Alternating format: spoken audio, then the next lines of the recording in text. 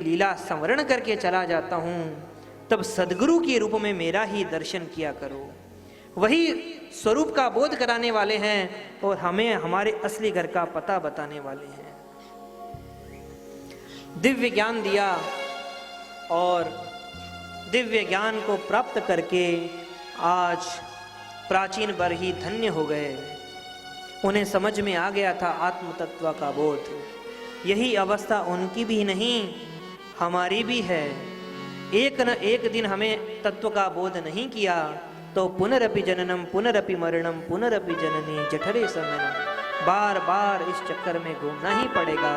इसीलिए समय से पूर्व ही नारद जी के बताए हुए इस मार्ग पर आत्म तत्व को स्वीकार करके सदैव भगवान के चरणों में प्रणत हो जाना चाहिए।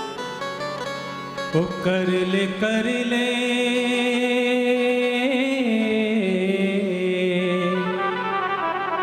ओ कर ले भजन सुन प्राणी, बीत पल पल तेरी जिंदगानी।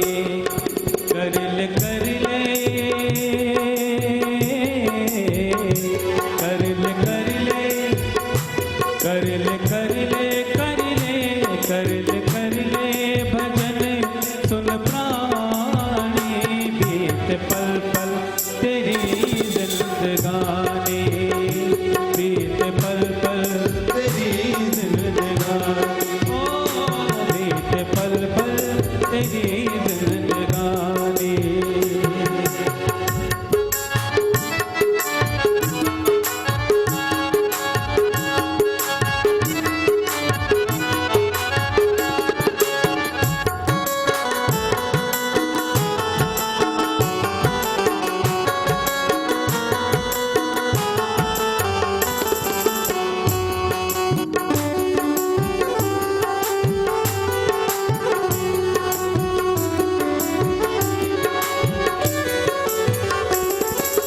बचपन बिताया तूने खेल खेल में, बचपन बिताया तूने खेल खेल में। संकट मिले बूढ़ेपन के जेल में, हो संकट मिले बूढ़ेपन के जेल में। ओ काहे फूला तू काहे फूला, काहे फूला है पाकर जवानी, बीत पल पल तेरी जिंदगानी, बीत पल पल तेरी जिंदगानी। ओ कर ले कर ले कर ले कर ले कर ले कर ले कर ले कर ले भजन सुन प्राणी, बीत पल पल तेरी जिंदगानी, बीत पल पल तेरी जिंदगानी। प्रेम से ताली बजाकर भजन करिए।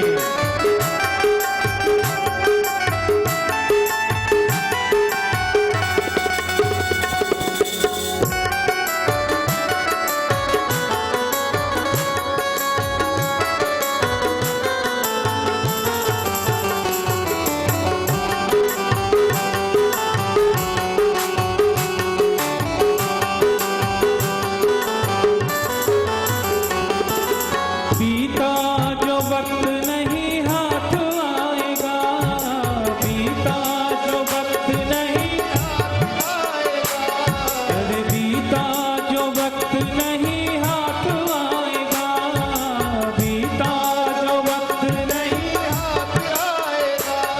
और जाकर हरि को तू क्या बतलाएगा, जाकर हरि को तू क्या बतलाएगा। बन के मूरख बन के मूरख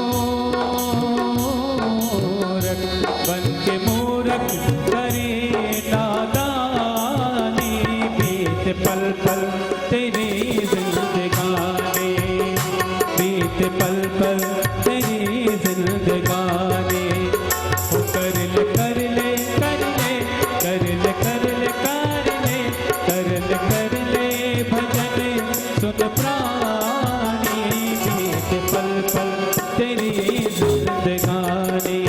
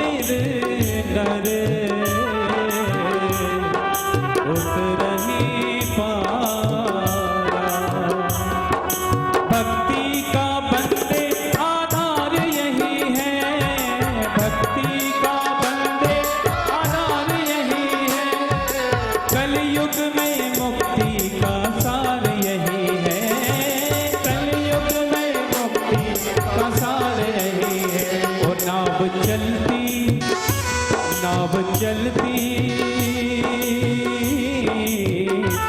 नाव चलती नहीं बिन पानी, बीते पल पल तेरी जिंदगानी।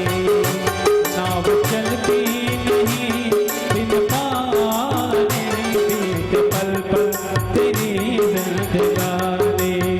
ओ कर ले कर ले कर ले कर ले कर ले कर ले कर ले कर ले भजन सुन प्राणी, बीते पल पल तेरी जिंदगानी, बीते पल पल तेरी जिंदगानी। यारे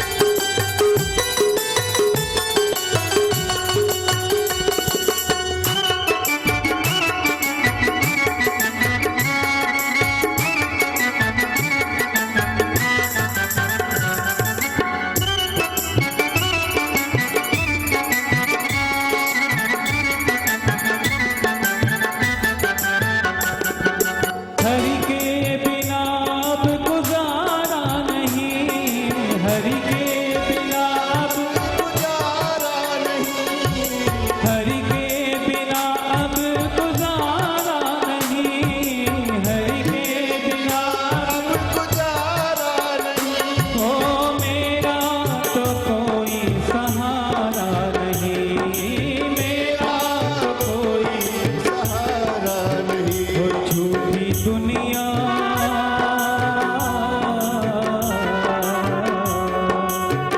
वो झूठी दुनिया, ओ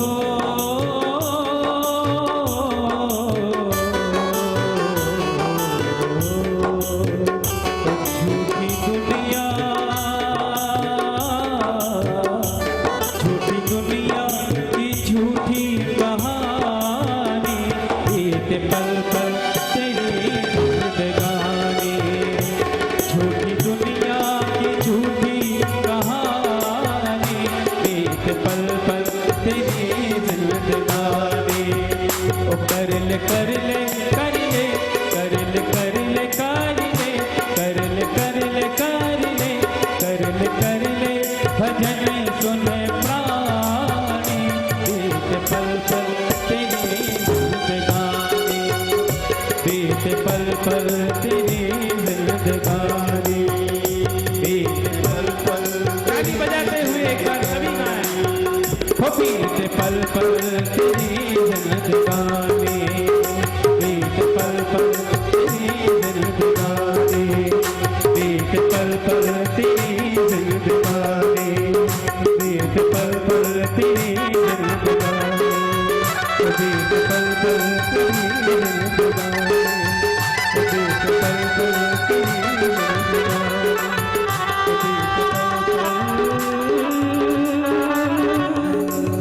तेरी ओ कर ले कर ले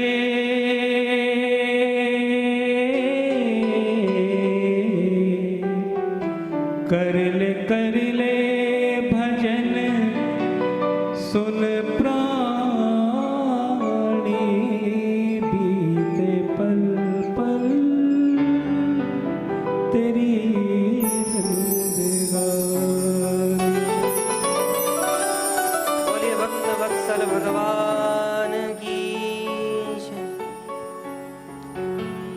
इन्हीं के वंश में आगे चलकर 10 प्रचेता गण हुए।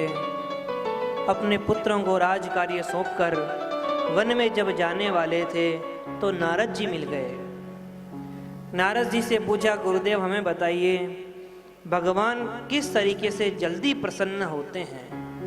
तुष्टत्यासु जनार्दन है, भगवान को जल्दी प्रसन्न करने की विधि क्या है।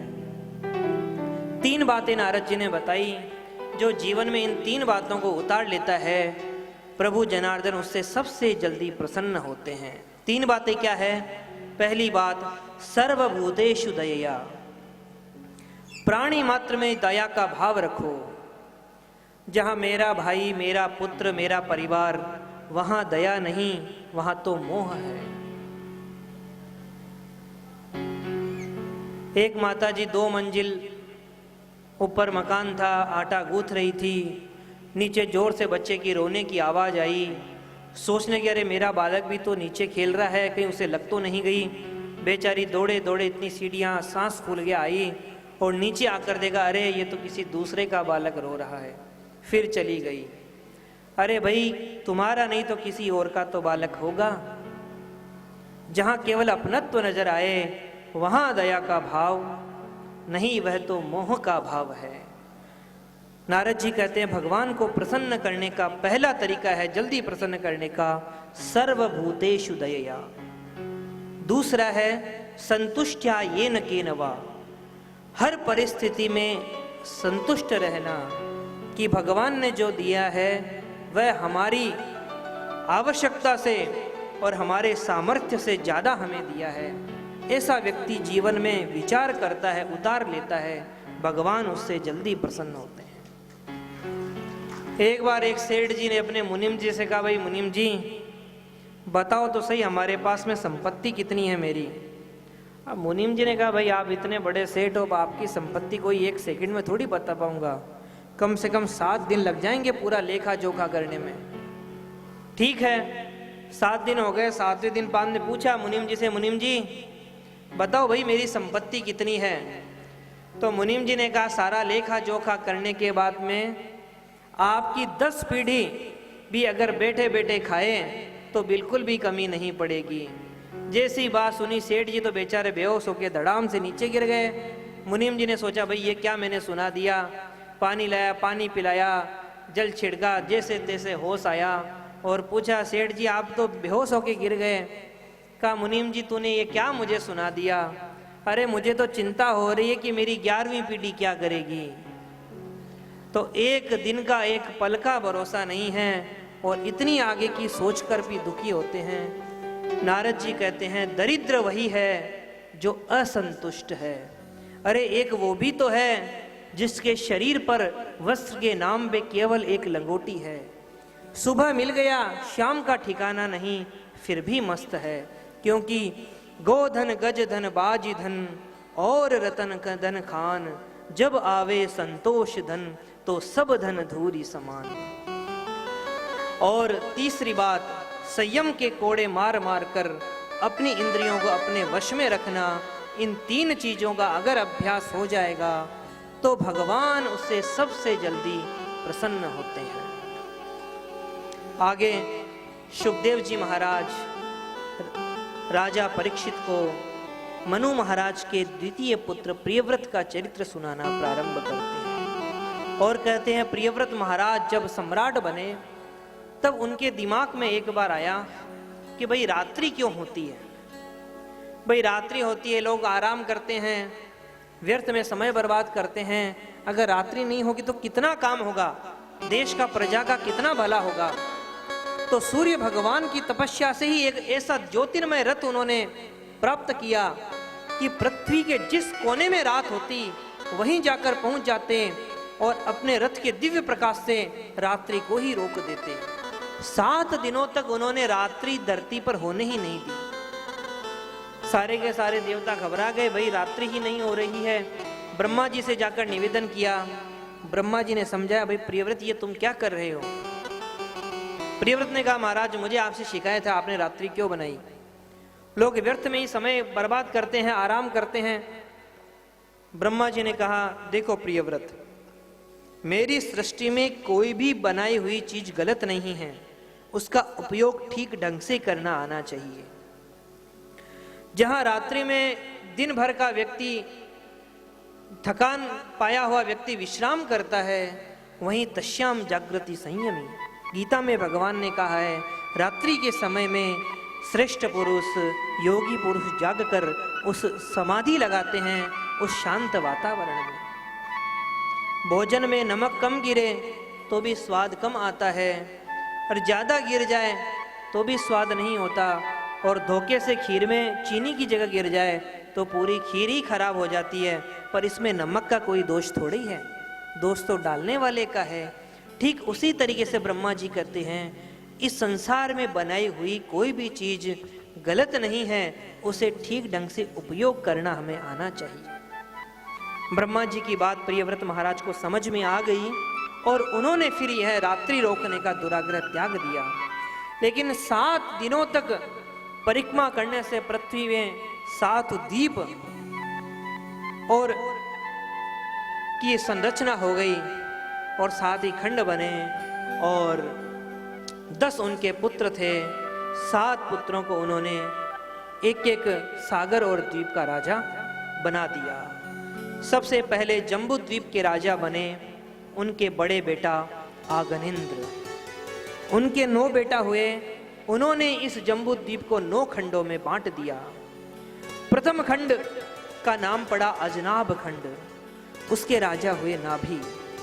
इनका विवाह मेरु देवी के साथ हुआ, पर कोई संतान इनको नहीं हुई। पुत्रेष्टि यज्ञ हुआ, साक्षात अग्निदेव प्रकट हो गए और अग्निदेव के कहने पर प्रभु प्रकट हो गए। भगवान के रूप को देखकर बेचारे नाभि महाराज तो कुछ कह ही नहीं सके। भगवान ने कहा, भाई नाभि मेरा आवाहन किया, क्या चाहते हो? बेचारे नाभि तो भगवान के रूप में इतने तन्मय हो गए, बोल नहीं सके। पंडितों से पूछा, अरे भाई ये किस लिए इन्होंने यज्ञ किया, मेरा आह्वान किया? पंडितों ने कहा, प्रभु ये आपके जैसा ही पुत्र चाहते हैं। तो भगवान ने कहा, मेरे जैसा तो मैं ही हूँ, मैं ही इनके पुत्र रूप में प्रकट होऊंगा। और भगवान आगे चलकर ऋषभ देव के रूप में नाभि के यहाँ पुत्र रूप में अवतार लेते हैं। बोलिए ऋषभ देव भगवान की जय।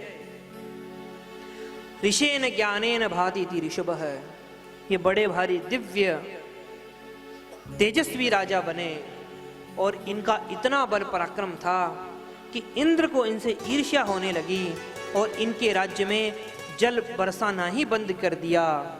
तब ऋषभ देव भगवान ने अपनी योग माया के प्रभाव से ही अपने राज्य में वर्षा करवा दी। समझ गया इंद्रदेव ये कोई और नहीं, क्षमा मांगी और कहा, प्रभु मैं चाहता हूं कि मेरी पुत्री जयंती का विवाह आपसे हो।